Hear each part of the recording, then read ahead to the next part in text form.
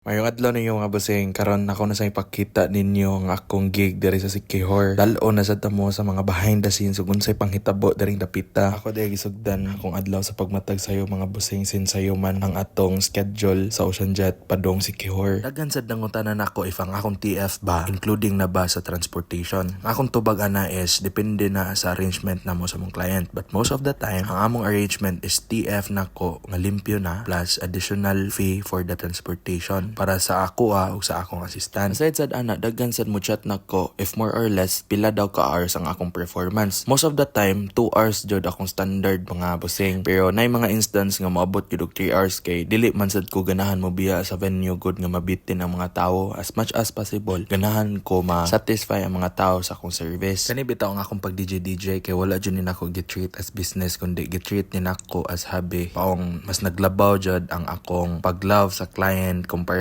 sa mas makaginansya ko sa ila. If malipay